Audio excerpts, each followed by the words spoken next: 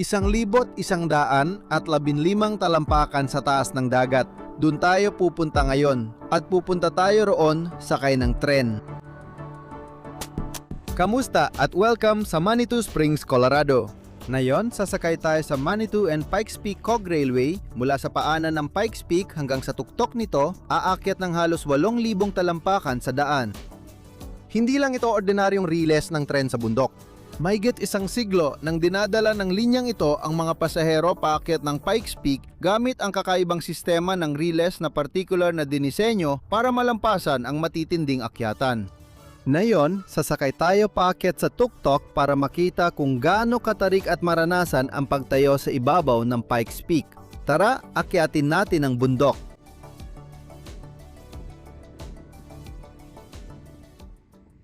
Dito magsisimula ang ating paglalakbay sa Cog Railway Depot sa paanan. Binuksan noong 1871, tuloy-tuloy nag-operate ang Pikes Peak Railway hanggang 2017 bago sumailalim sa kinakailangang pagsasaayos. Pinagsama ng istasyon ang mga impluwensyang Victorian at Bavarian habang ang riles ay muling itinayo noong pagsasayos mula 2017 hanggang 2021. Ang pagsasaayos ay nagdala ng 3 bagong tren mula sa Swiss manufacturer na Stadler na may malawak na karanasan sa paggawa ng tren para sa bulubunduking lugar. Bagaman maraming upuan at malalaking bintana sa buong tren, iisa lang ang upuan na nagbibigay ng pinakamahusay na karanasan, ang harapang hanay, at dyan mismo tayo uupo. 3 lang ang upuan sa harap. Ang pinakalabas ay may sliding na bintana para sa magandang tanawin sa lahat ng anggulo. Mabilis at maayos ang pagsakay at eksakto sa oras na umalis ang tren natin papuntang tuktok. Mula dulo hanggang dulo, ang riles ay may habang 8.9 na milya, ngunit umaakyat ito hanggang sa tuktok na 14,115 talampakan umaakyat ng 7,775 talampakan mula simula hanggang katapusan. Halos 1,5 milya ng pagtaas ng elebasyon.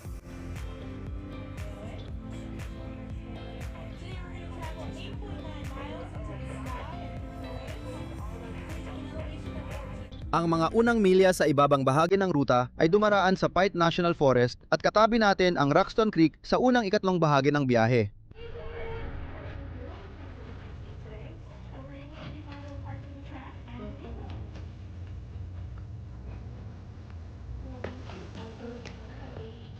Sa isang biyahe na kasintanda ng Pikes Peak Railway, siguradong marami kang makikita bukod sa tanawin. Kasama sa karanasan sa tren ang isang napakagandang komentaryo na tumutukoy sa lahat ng mahahalagang lugar at tanawin sa kahabaan ng biyahe. Dito sa bandang may 2 upuan, makikita ninyo ang aming magagandang bato na higit 900 bilyong taon na ang edad. May sarili silang kategorya na tinatawag na Pikes Peak Granite. Mahal namin ang mga bato dito sa Manitou at pinapahalagahan namin sila.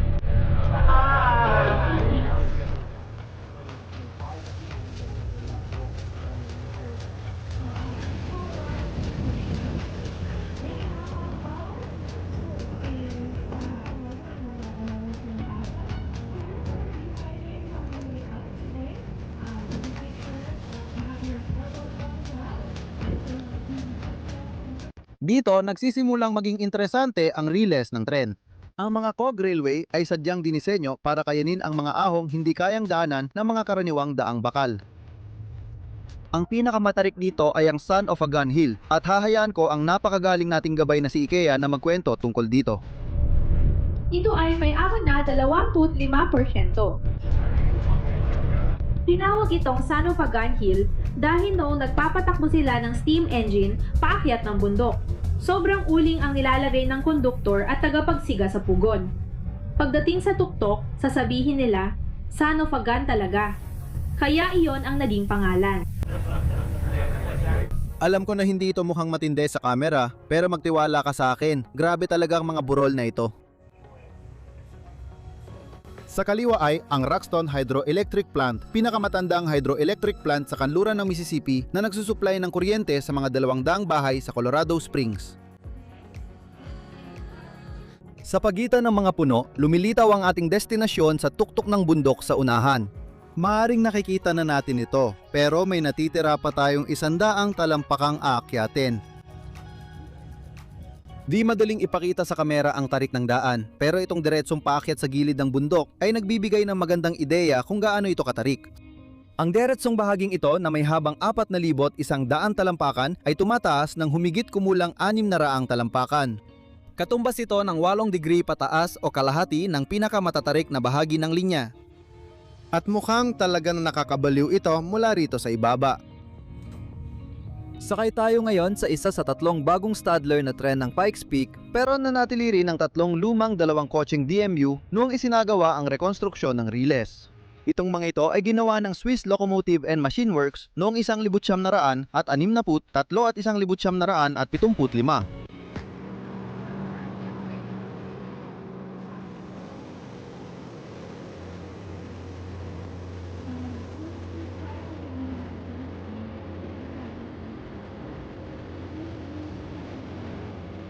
Habang kaakyat tayo, kumukunti ang mga puno, kaya una nating nasilayan ang gandang tanawin sa paligid.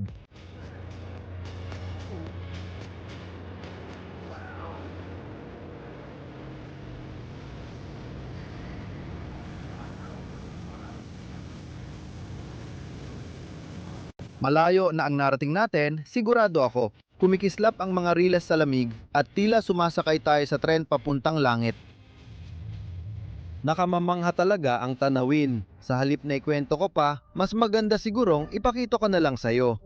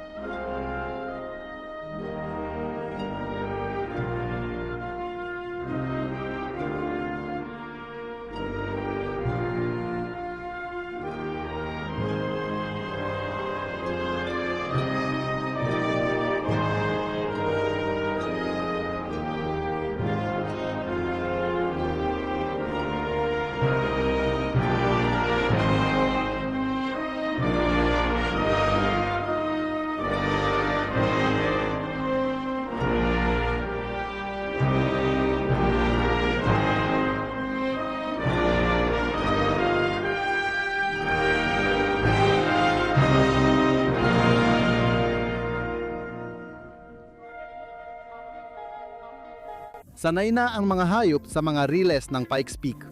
Ngayon, isang marmot ang bumati sa tren. Aww!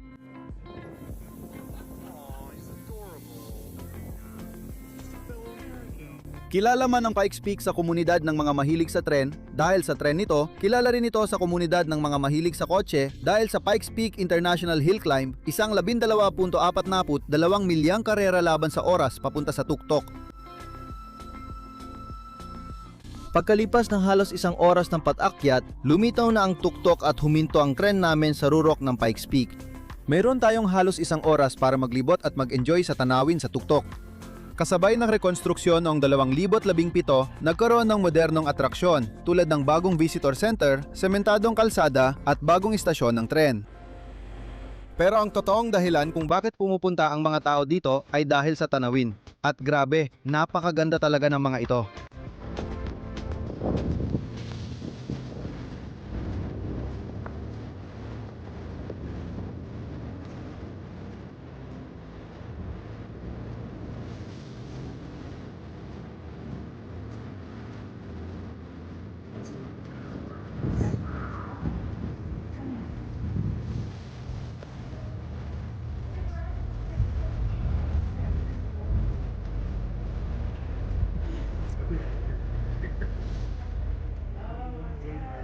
Sa bandang ibaba ng bangin na yan, nandoon ang base station na pinanggalingan natin 1 oras at 45 talampakan ang nakalipas. Kahanga-hanga ang tanawin, pati na rin ang mga tren at riles na ginamit papunta rito.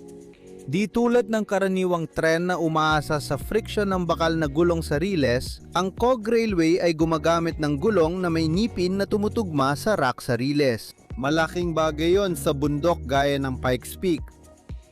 Ang sistemang gamit dito ay ang strub system na may isang rack rail na nasa gitna ng riles.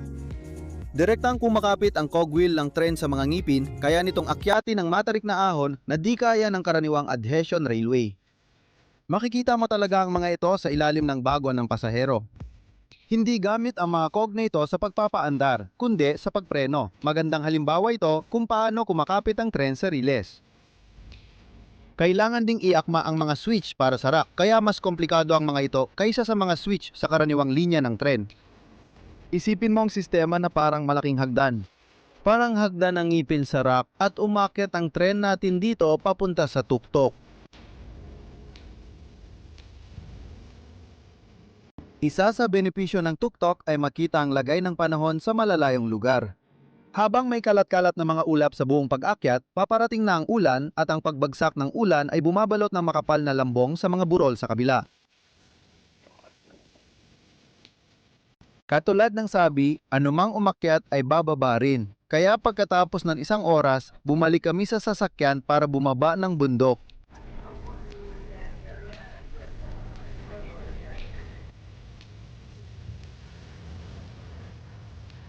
Sa bandang paanan, may 2 magagandang bighorn sheep. Kung magbibiyahe ka ng 1 oras paakyat at 1 oras pabalik sa tren na ito, dapat maayos ang mga upuan. At ganun na, ang mga upuang metro style na mataas ang kapasidad ay nakakagulat na komportable at may maayos na suporta. Ang harapang hanay namin ay may sapat na espasyo para sa mga paa, kahit na may kahon ng kuryente sa ilalim ng bintana na kumakain ng kaunting espasyo.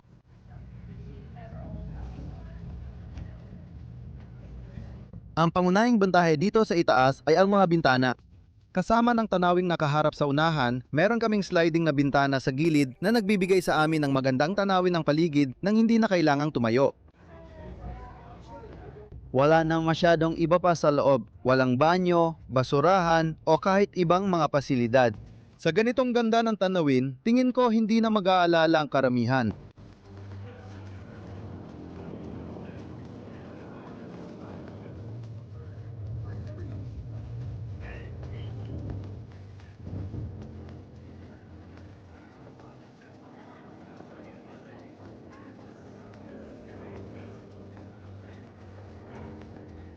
Kailangan ng tiket sa lahat ng tren. Magkano ang pamasahe sa Pikes Peak Railway?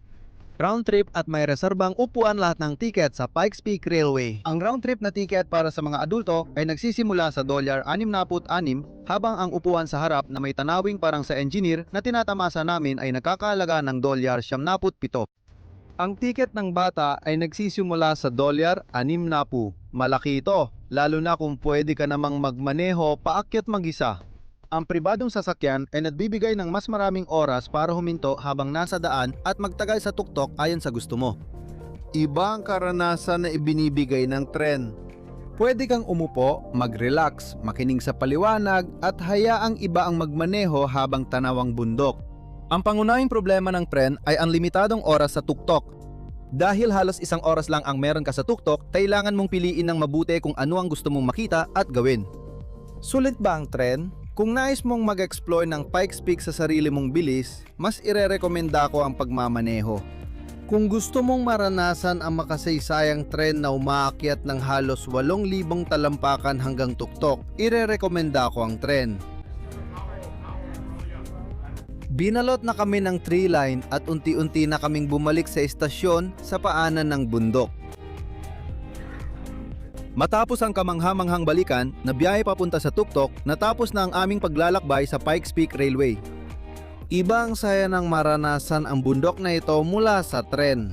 Malaki ang pagbabago ng tanawin habang umaakyat at pagdating sa tuktok mula sa maliit na istasyon sa Manitou Springs, makakarating ka na sa taas na mahigit 14,000 talampakan mula sa level ng dagat.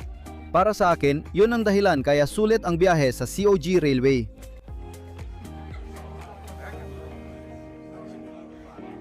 Kung gusto mong maranasan ang buong biyahe mula ibaba hanggang tuktok at pabalik ng hindi bumiyahe, panurin ang Cab View POV sa pangalawang channel.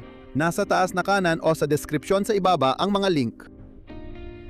Ngunit dahil tapos na ang ating paglalakbay, panahon na para tapusin ang video natin ngayon.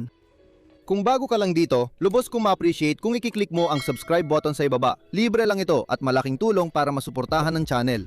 Gusto kong magbigay ng malaking pasasalamat at shoutout sa aking mga tapat na patron at miyembro. Ang gagaling nyo at labis kong pinahahalagahan ang inyong napakabuting suporta.